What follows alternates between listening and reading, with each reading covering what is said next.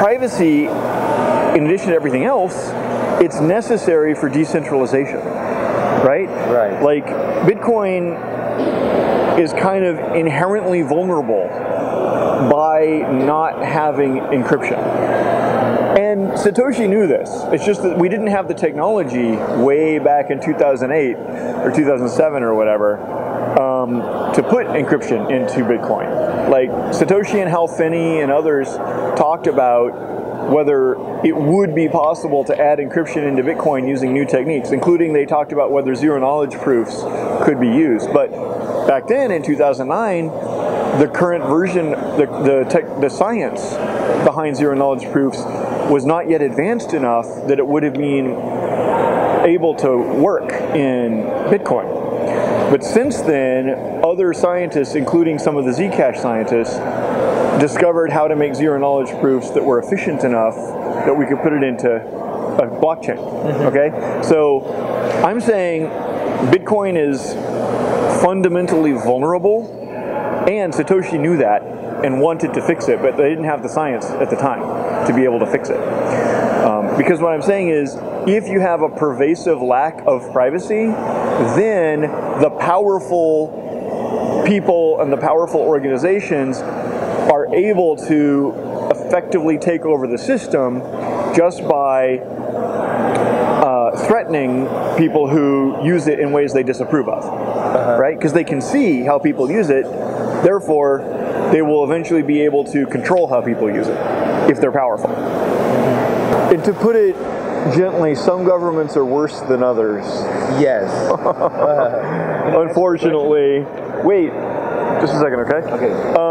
Do you know about Open Bazaar? Open Bazaar? B-A-Z-A-A-R. Yes. Bazaar. Open Bazaar, but I don't know what is so-called open. Oh, it's like decentralized eBay. You just run it on your own laptop. Yes. And you make a store, you make a site, and you list the goods or services that you're going to sell and the prices. And then other people run Open Bazaar on their laptop, and it's all decentralized. So there's no server, there's no company who can like look at your store and say you're not allowed to have a store, or you have to pay us 10% fees or whatever, right? So it's a decentralized eBay.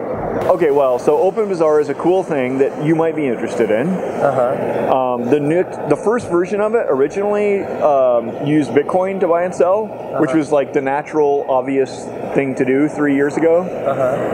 And now it's completely failed, right? The people who try to buy and sell goods and services on Open Bazaar have to pay like $10 transaction fees, and actually multiple times, because they do an escrow system. So when you buy from someone, there's a third party like mediator or whatever you call it,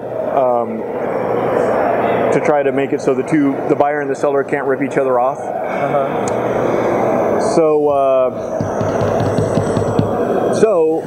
the original version of Open Bazaar depended on Bitcoin, and that turned out to be a mistake. And now the current, or the next version of Open Bazaar that they're just about to release uses either Bitcoin Cash or Zcash.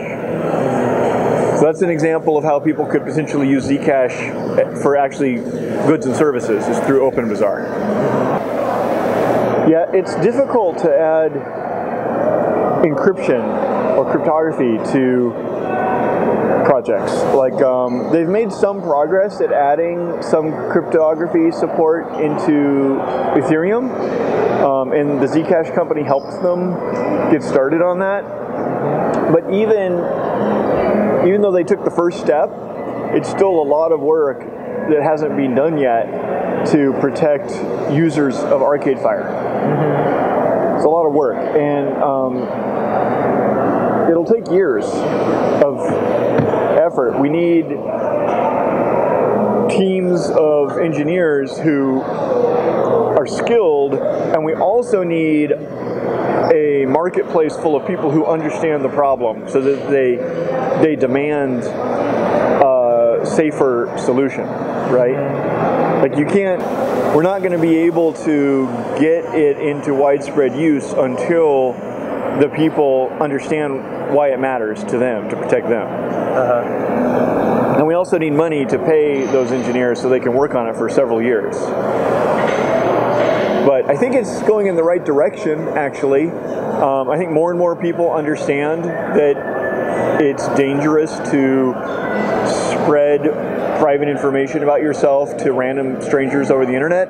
And they also understand that it's dangerous. I don't know if they understand this. There's a thing that I think is really important, and I don't know if most people understand it yet, which is it's dangerous to take private information about yourself and give it to some company. Yeah. That's also dangerous. Like the Equifax hack in the United States is a big deal. I don't know if you heard about it, but everyone in the United States has their credit history, like how good they are at paying back their loans, right? Right. And this is a really important number. It determines like if you can afford to buy a house or not, depending on how good your credit number is. And you know, if you borrow money, if you can get a credit card, you'll have to pay a higher rate if you have a bad credit number, stuff like that. So people care a lot in the United States about that number. And the companies that maintain a database of everyone in the United States, in order to maintain that number, they track all kinds of personal information about people, like where they live and what their names are and their identities, so that like everything you would need in order to pretend to be someone or borrow money in their name or anything like that. You know what I'm saying? It's like a really important collection of private and financially important information. Well, this company is responsible for holding all that information on behalf of all the people in the United States. It got hacked and all that information got stolen by criminals.